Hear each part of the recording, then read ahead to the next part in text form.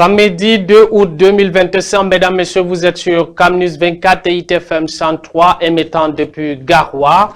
À la une, dans ce 20h, Issa Chiroma Bakary, candidat à la présidentielle, s'est vu notifier une interdiction de sortir du territoire le 31 juillet. Cette mesure prise à l'aéroport de Simalène alors qu'il devrait se rendre à Dakar au Sénégal a déclenché une vive polémique.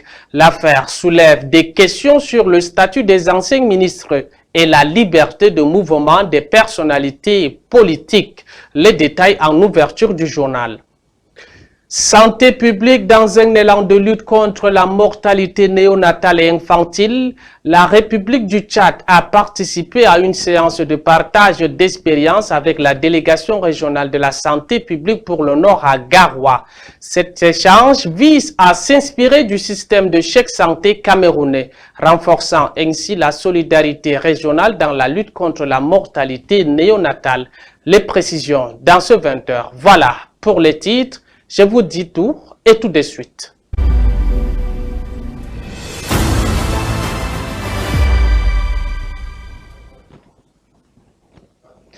Mesdames, Messieurs, vous faites bien de nous préférer sur CamNews 24 émettant depuis la dynamique ville de Garoua. Issa Chiroma Bakary interdit de sortie du territoire. Une polémique éclate. L'ancien ministre candidat déclaré à la magistrature suprême se retrouve au cœur d'une vive polémique.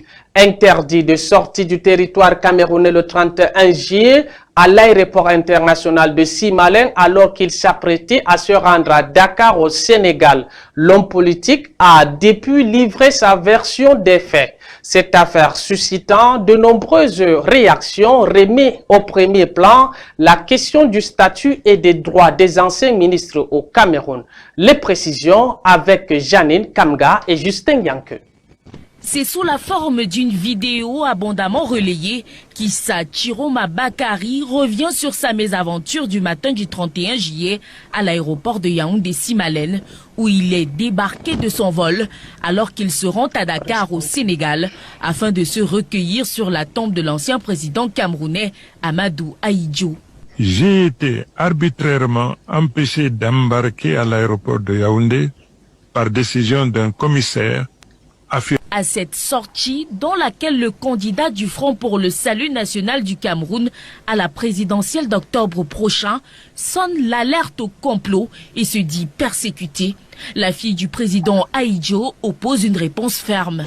Je voudrais, en tant que fille du feu président Amadou Ahidjo, dénoncer vivement l'escroquerie politique et morale d'un homme qui n'a jamais daigné présenter ses condoléances à la famille Ahidjo, éprouvée par de nombreux décès. Je dénonce également avec force les mensonges d'un homme politique qui veut ignorer sciemment les règles établies au Cameroun s'agissant des mouvements des nouveaux anciens ministres qui doivent requérir l'autorisation de Monsieur le Président de la République avant toute sortie à l'étranger. Ces communiqués font abondamment réagir. Des acteurs politiques, à l'instar du député Jean-Michel Nitieux, parlent d'un acte liberticide, illégal et inacceptable. Il est rejoint dans cette posture par le défenseur des droits humains, Félix Arbor Bala, qui fustige des tactiques administratives visant à nuire à l'opposition. D'autres voix s'élèvent à contrario pour parler de simples usages. Selon elles, un ministre, après sa sortie du gouvernement, doit requérir une permission pour toute sortie du territoire dans un délai de 6 mois suivant sa démission.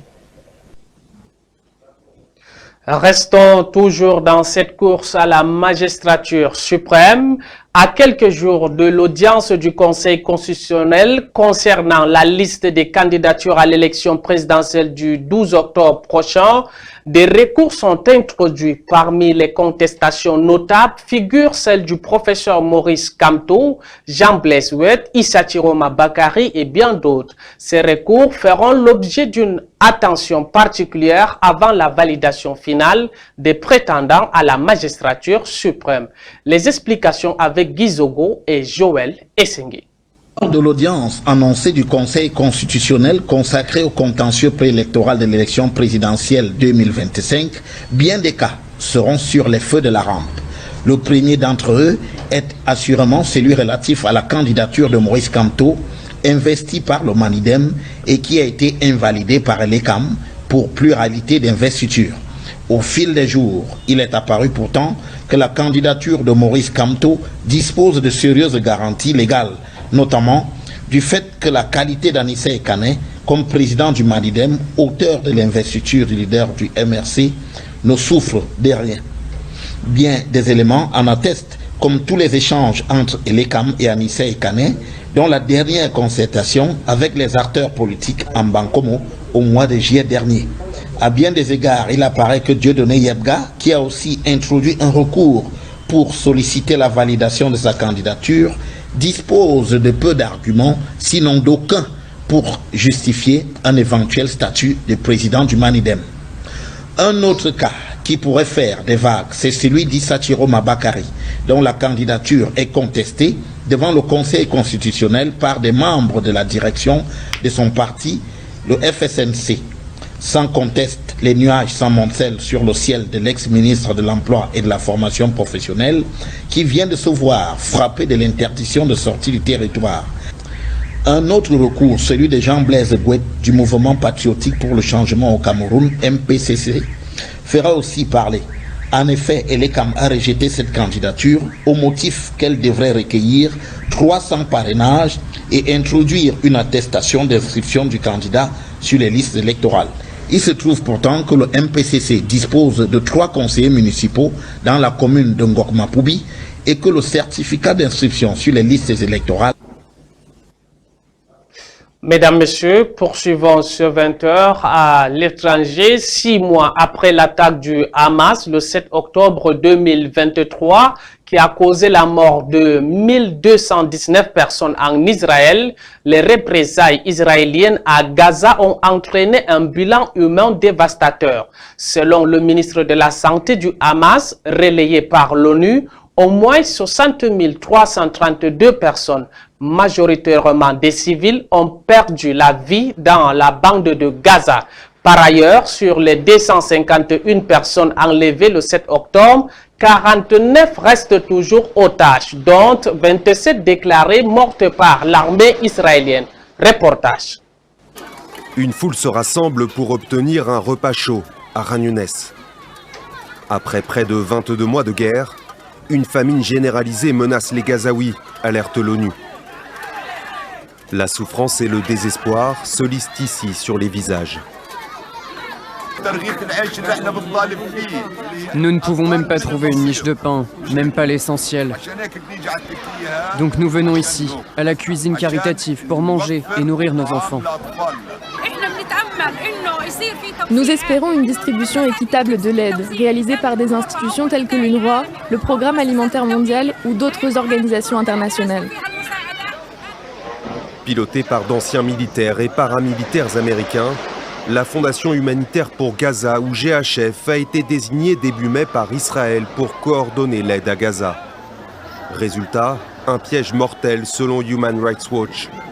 D'après le Haut-Commissariat des Nations Unies aux droits de l'homme, en 3 mois, près de 1000 Palestiniens ont été tués près des sites de la GHF en tentant de récupérer de l'aide, la plupart par l'armée israélienne. Alors que les largages aériens d'aide se multiplient depuis une semaine, ils sont loin de compenser l'absence d'acheminement routier bloqué par Israël. Le chef de l'Agence des Nations Unies dédiée à l'aide aux Palestiniens a exhorté vendredi à laisser entrer ces 6000 camions chargés d'aide. Le même jour, la branche armée du Hamas a diffusé une vidéo de l'otage Eviatar David, très affaibli. Sa famille n'a pas souhaité la diffuser. La veille, le djihad islamique diffusait celle de Rom Braslavski, lui aussi très amaigri. Son père interpelle le Premier ministre israélien. Bibi, avec tout mon respect, regardez-le dans les yeux. Voyez combien il est affamé. Regardez-le et dites-nous si cela peut continuer ainsi. Alors que 49 otages sont toujours retenus à Gaza, dont 27 morts selon l'armée israélienne, les négociations pour leur libération dans le cadre d'un cessez-le-feu semblent aujourd'hui au point mort. Santé maternelle et néonatale, nous vous l'avions annoncé en début de ce journal, dans le cadre de la lutte contre la mortalité néonatale et infantile. La République du Tchad a récemment participé à une séance de partage d'expériences avec la délégation régionale de la santé publique pour le Nord à Garoua. Cet échange vise à s'inspirer du système Chèque Santé camerounais, illustrant ainsi une solidarité régionale renforcée dans cette lutte cruciale. Les précisions avec Christian Auré. Dans un élan de solidarité et d'engagement envers la vie, la République du Tchad a pris part à une conférence organisée à Garoua par la délégation régionale de la santé publique. Cet événement revêt une importance capitale dans la lutte contre la mortalité néonatale, un fléau qui touche trop de familles. Cet échange transcende les frontières, illustrant l'importance de la coopération régionale dans le domaine de la santé. Le Tchad et le Cameroun, presque si vous prenez les septentrions, donc on a les mêmes indicateurs, mortalité maternelle, même infantile. C'est les difficultés, c'est vrai, l'inaccessibilité géographique, l'implantation de certaines structures de santé, ça cause, sont très loin. Très éloigné, vous trouverez un centre de santé presque à 100-150 km d'une structure donnée. Donc c'est le même contexte et c'est ça qui nous a vraiment motivés pour échanger ensemble l'expérience du Tchad et celle du Cameroun. Les participants ont exploré les différentes facettes du système camerounais, des protocoles médicaux aux techniques de sensibilisation communautaire. L'initiative Chèque Santé, inspirée par ces échanges enrichissants, s'inscrit dans une vision ambitieuse, celle d'un avenir où chaque nouveau-né bénéficie d'un départ sain. S'inspirer de cette approche, comme vous le savez, c'est une initiative de nos pays dans le cadre des objectifs de développement durable. Donc le Tchad et le Cameroun ont pris l'engagement d'être dans cette couverture de santé universelle. Aujourd'hui, comme nous sommes venus au Cameroun, on a beaucoup appris. On a appris par rapport à l'implémentation, donc on voudrait aussi au Tchad suivre cet exemple pour nous permettre, l'exemple de Chèque Santé, pour nous permettre aussi de commencer quelque part.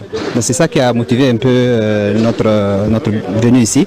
Donc c'est pour vous dire que c'est vraiment un partenariat avec le Cameroun, ça nous permettra aussi d'échanger d'expériences du Tchad et celle du Cameroun. Donc, en apprenant des expériences mutuelles, le Tchad aspire à réduire ces fléaux qui touchent trop de familles. Le besoin est de venir partager avec nous l'expérience qu'on a déjà eue avec nous, avec le Chèque Santé, mais aussi de nous partager l'expérience qu'eux, ils ont déjà eue en matière de conception et en matière de mise en place de la CSU. C'est ces partages-là qui font cette mission d'étude. Cette conférence à Garoua n'est pas seulement un moment de formation, c'est un véritable acte de foi dans l'avenir. La République du Tchad, en s'inspirant du Cameroun, trace ainsi un chemin promoteur vers une réduction significative de la mortalité néonatale, affirmant que chaque vie mérite d'être protégée et célébrée. Mesdames, Messieurs, restons toujours dans la santé publique, cette fois-ci pour parler de la lutte contre le VIH-Sida. Face à cette épidémie, une nouvelle association dynamique s'est créée dans la région du Nord, marquant un élan significatif dans les efforts de sensibilisation. Des caravanes sillonnent actuellement la région pour encourager le dépistage volontaire, un pas essentiel dans la prévention et la prise en charge de la maladie. Les détails avec Adamou Maïna. Dans la ville de Garoua, une initiative promoteuse émerge. Des jeunes se rassemblent pour lutter contre une épidémie qui touche des milliers de vies, le VIH-Sida. Cette association, créée par des jeunes motivés de la ville de Garoua, a pour objectif de sensibiliser la population sur les dangers du VIH-Sida.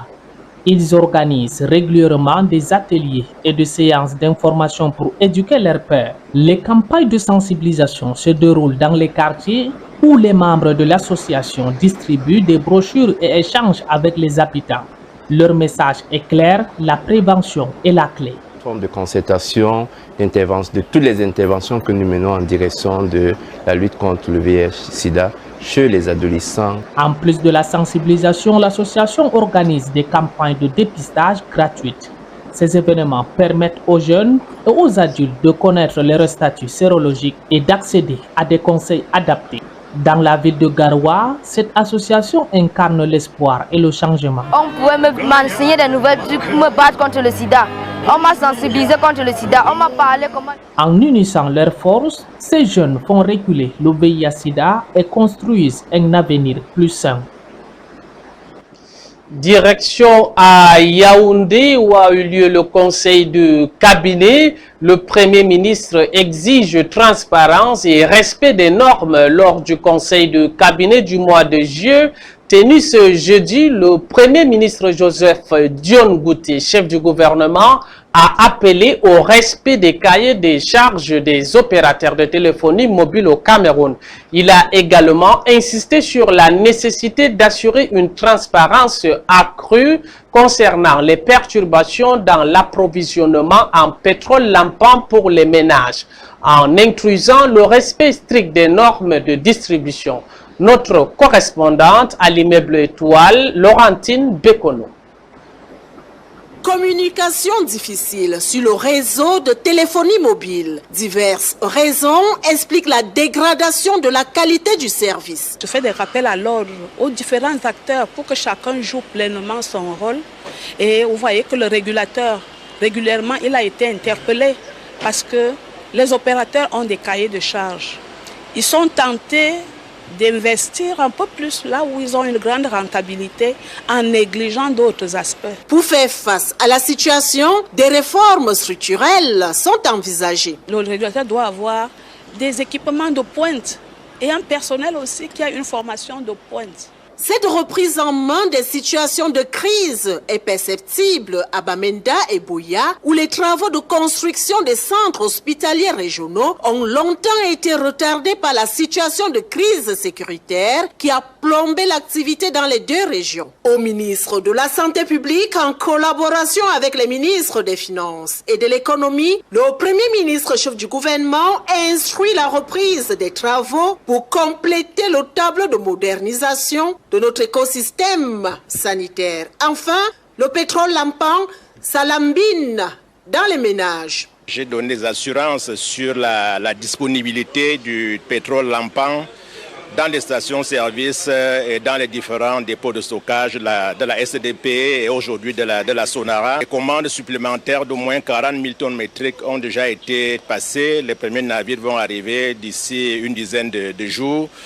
Ces volumes vont permettre de couvrir les besoins du marché au moins jusqu'à la fin de cette année. Voilà qui devrait mettre fin aux perturbations observées ces derniers temps. En homme de terrain, le Premier ministre chef du gouvernement a été personnellement témoin de la plupart des situations décriées lors de ces rencontres avec les populations. Joseph Dion Ngouti a donné d'autres orientations portant entre autres sur l'observation de la transparence et le respect des lois et règlements en vigueur pour le bien-être des Camerounais.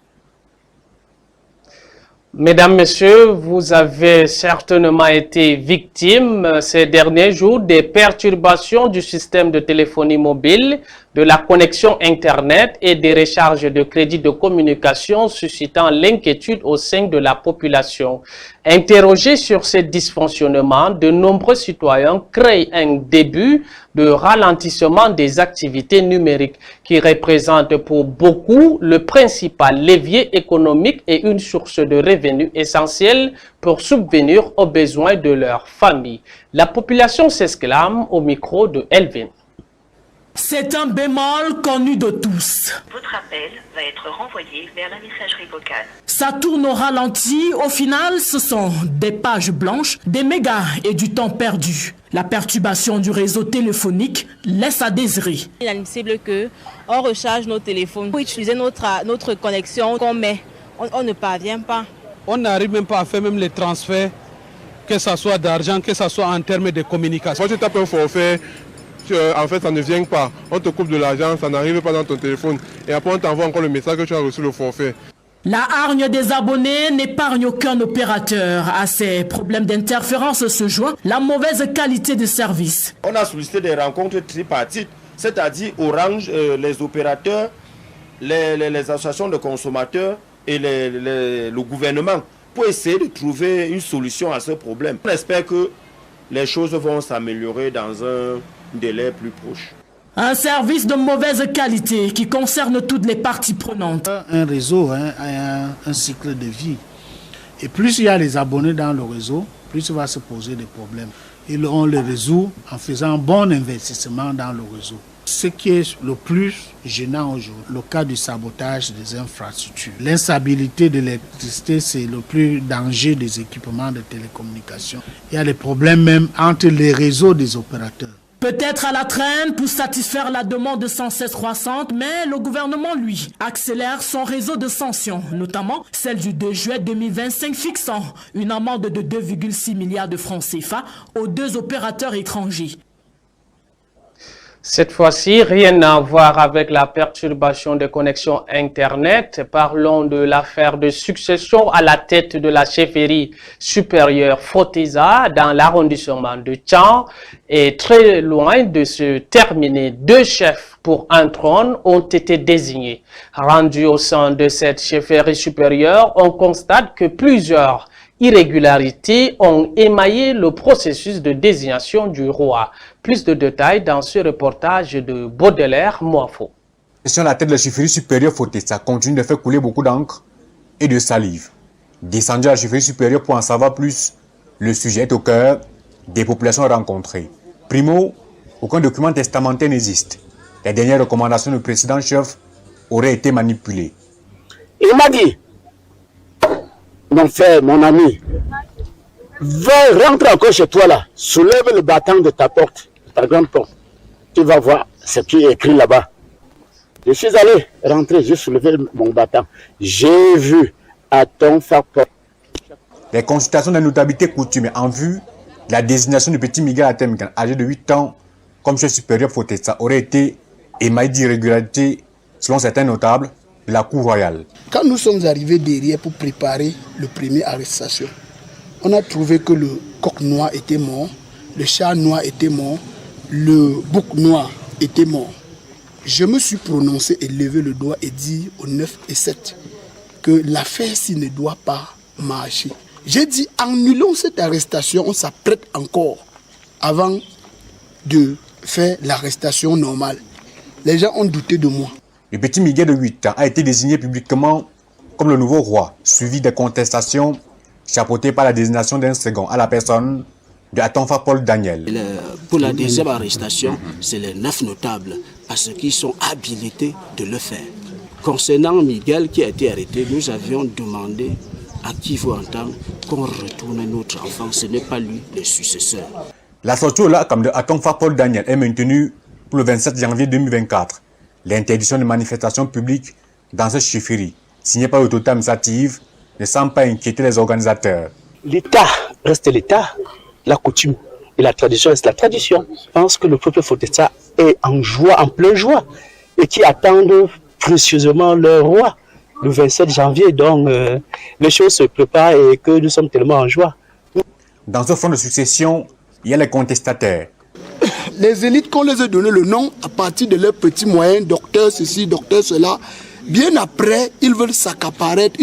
Ils se sont entendus avec la mère du petit enfant pour profiter des peut-être 15 ans que l'enfant va grandir pour s'accaparer des villages des autres. Voilà leurs objectifs. Mais le camp d'en face n'a pas encore dit son dernier mot. Crise de succession chef à la Foteza, il faut rester vif et attentif pour suivre l'évolution de l'affaire.